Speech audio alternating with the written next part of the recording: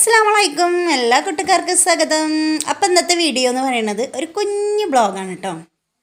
അപ്പോൾ ചായക്കടി, നൂൽപുട്ട്, അതേപോലെ ഉരുളക്കിഴങ്ങിൻ്റെ കറിയാണ് കേട്ടോ. അപ്പോൾ ഇന്ന് സ്പെഷ്യലായിട്ടുള്ള ഒരു ഉരുളക്കിഴങ്ങിൻ്റെ കറിയാണ് കേട്ടോ. എങ്ങനെ ഉണ്ടാക്കണമെന്ന് ഞാൻ പറഞ്ഞുതരാം. അപ്പോൾ ഞാൻ എൻ്റെ പെരയിലാണ്. അപ്പോൾ എൻ്റെ അമ്മ ഞാൻ നീച്ചെന്നപ്പോത്തിന് ഉണ്ടാക്കി കേട്ടോ. അപ്പോൾ അതുകൊണ്ടാണ് ഞാൻ കാണിച്ചു തരാഞ്ഞത്, പറഞ്ഞുതരാം. അപ്പോൾ 2 ഉരുളക്കിഴങ്ങും 2 തക്കാളി 2 ഉള്ളി എടുത്തിട്ട് അരിഞ്ഞിട്ട് ഉപ്പും അതേപോലെ മഞ്ഞളും ഇട്ടുകൊണ്ട് ഒന്ന് വേവിച്ചട്ടോ. ആവശ്യത്തിന് വെള്ളവും മറന്നിട്ട് ഒന്ന് വേവിച്ച. അപ്പോൾ എൻ്റെ അമ്മ അത് ചെയ്യുന്നതിൻ്റെ ഇടയ്ക്ക് ഇങ്ങനെ ഇറച്ചി വരട്ടണമൊക്കെ ഉണ്ട് കേട്ടോ. അപ്പോൾ അതൊക്കെ വരട്ടി ഏകദേശം കഴിഞ്ഞിക്കണു. അപ്പോൾ ഇനി ഇതിക്ക് വേണ്ടി എന്താ വെച്ചാൽ തേങ്ങ വറുത്തരച്ചത് പറഞ്ഞു. അപ്പോൾ വറുത്ത തേങ്ങയ്ക്ക് ഉള്ളിയും അതേപോലെ ചെറിയുള്ളി വെളുത്തുള്ളി ഇട്ടുകൊണ്ട് ഒന്ന് വറുക്കുക കേട്ടോ. എന്നിട്ട് വറുത്ത് കഴിഞ്ഞ് തീ പറ്റ ചെറിയ തിജിലിട്ടിട്ട് പിന്നെ 1.5 സ്പൂണ് മല്ലിപ്പൊടി, അതേപോലെ 1/2 സ്പൂണ് മുളക് പൊടിയും പെരുംജീരകത്തിൻ്റെ പൊടി ഇട്ടുകൊണ്ട് ഒന്ന് ജസ്റ്റ് ഒന്നുകൊണ്ട് വറുക്കുക കേട്ടോ. എന്നിട്ട് നല്ലോണം അരച്ചെടുത്തിട്ട് നമ്മൾ ഈ ഉരുളക്കിഴങ്ങിൻ്റെ കറിയൊക്കെ പാർന്ന് കൊടുക്കുക കേട്ടോ. പിന്നെ ചെറുള്ളിയിൽ കരിവേപ്പിൻ്റെ ഇല ഇട്ടുകൊണ്ട് തൂമിച്ച് കൊടുത്താൽ അടിപൊളി സ്പെഷ്യൽ കറിയാണ് കേട്ടോ. അപ്പോൾ ഇത് നൂൽപുട്ടൊക്കെ പറഞ്ഞാൽ ഭയങ്കര കോമ്പിനേഷനാണ് കേട്ടോ. നല്ല ടേസ്റ്റാണ്. ഞങ്ങളൊന്ന് ട്രൈ ചെയ്ത് നോക്കൊണ്ട് കേട്ടോ ഉരുളക്കിഴങ്ങിൻ്റെ കറി. അപ്പോൾ അതൊക്കെ എല്ലാവരും കഴിച്ചു. പിന്നെ ഞാൻ ഇന്ന് സ്കൂൾക്കൊന്ന് പോകണ്ടീനി കേട്ടോ. അൽഫുർഖാനിലാണ് എൻ്റെ വലിയ കുട്ടി പഠിച്ചണത് കേട്ടോ. അപ്പോൾ ഞാൻ എൻ്റെ പെരയിലായതുകൊണ്ട് പെരയ്ക്ക് പോന്നപ്പോഴൊന്നും അറിഞ്ഞിട്ടില്ല ഇനി സ്പെഷ്യലായിട്ട് ക്ലാസ് ഉണ്ട് എന്നൊന്നും അറിഞ്ഞിട്ടില്ല. പോന്ന് ഇവിടെ എത്തിയപ്പോഴാണ് അറിയണത് കേട്ടോ.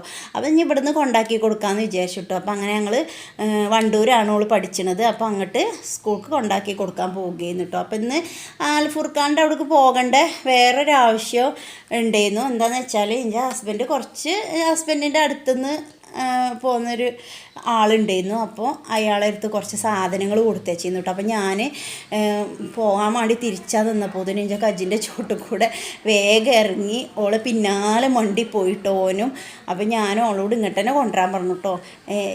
വണ്ടിമ്പോൾ കൊണ്ടുപോയാലുള്ള പ്രശ്നം എന്താണെന്ന് വെച്ചാൽ മുന്നിൽ നിർത്താൻ ഭയങ്കര റിസ്ക്കാണ് കേട്ടോ ഓനെ. കാരണം നമ്മൾ റോഡുമൊക്കെ നിർത്തുമ്പോൾ ഓനെന്താട്ടോ ഓനൊറ്റ ഇറങ്ങല കേട്ടോ റൂട്ടുമ്മക്ക്.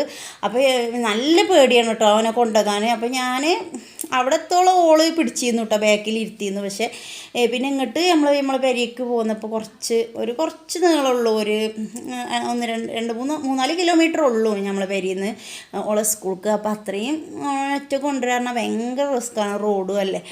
അപ്പോൾ ഞാൻ ഏതായാലും പെരയ്ക്കൊക്കെ പോയി കുളിച്ച് അതേപോലെ ഡ്രസ്സൊക്കെ മാറ്റി പിന്നെ ഓളെ സ്കൂൾക്ക് 1 മണി വരെ ഉള്ളൂ എന്ന് കേട്ടോ സ്കൂള്. അപ്പോൾ ഓളെ സ്കൂൾക്ക് തന്നെ ആക്കാൻ പെരയ്ക്ക് കൂട്ടിക്കൊണ്ടാകാൻ പിന്നെയും വന്നു കേട്ടോ ഞാൻ. അപ്പോൾ ഏതായാലും പിന്നെ ഹസ്ബൻഡ് കുറച്ച് സാധനം കൊടുത്തേച്ചിരുന്നു കേട്ടോ. അപ്പോൾ ഈ അൽഫുർഖാൻ സ്കൂളിൻ്റെ അടുത്ത് തന്നെയായിരുന്നു പെര. അപ്പോൾ നമുക്ക് പെരയൊന്നും അറിയില്ലായിരുന്നു. പിന്നെ വച്ചൊക്കെ ചോദിച്ചറിഞ്ഞ് അങ്ങനെ നമ്മൾ ഓല പെരയ്ക്ക് പോവുകയാണ് കേട്ടോ. അപ്പോൾ ഏതായാലും ഇപ്പം ഇന്നങ്ങോട്ട് ഗൾഫിൽ നിന്ന് വന്നിട്ടുള്ളൂ. അപ്പോൾ അന്ന് തന്നെ വന്നിട്ടുള്ളൂ കേട്ടോ. അപ്പം ഞാൻ ഏതായാലും സ്കൂൾക്ക് വരേണ്ട ആവശ്യമുണ്ട്, അതുകൊണ്ടാണ് കേട്ടോ ഇപ്പം ഇന്ന് തന്നെ പോകാമെന്ന് വിചാരിച്ചത്.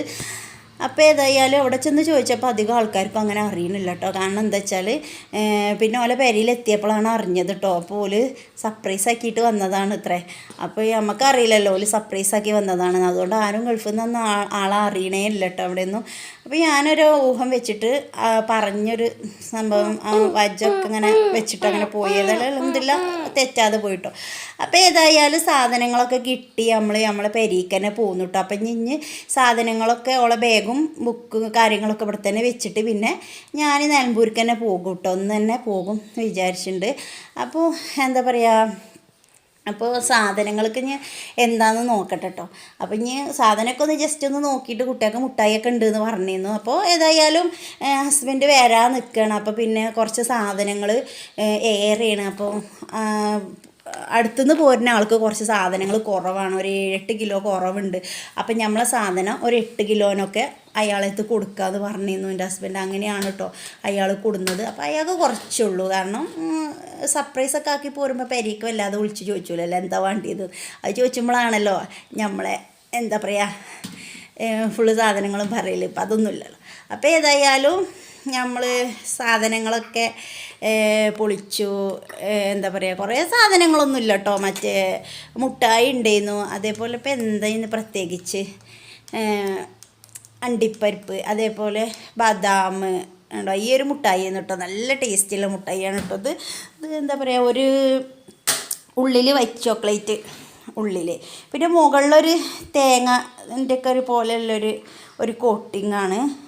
നല്ല നല്ല ടേസ്റ്റ് ഉണ്ടായെന്ന് വെച്ചാൽ നല്ല ടേസ്റ്റ് ഉണ്ടായിരുന്നു കേട്ടോ, അത്രയ്ക്ക് ടേസ്റ്റ് ഉണ്ടായിരുന്നു കേട്ടോ. ഒരു ഉരുണ്ട മുട്ടായി ആയിരുന്നു കേട്ടോ, അതൊരു ബോൾ പോലെ, ഒരു ചെറിയ ബോൾ പോലെ കുറേ മുട്ടായി ഉണ്ടായിരുന്നു. അപ്പോൾ ഇതൊന്നും കജ്ജാനൊരു പണിയില്ല കേട്ടോ, കുറച്ച് ദിവസം മതി. പിന്നെ അതേപോലെ ഉണ്ടായിരുന്നത്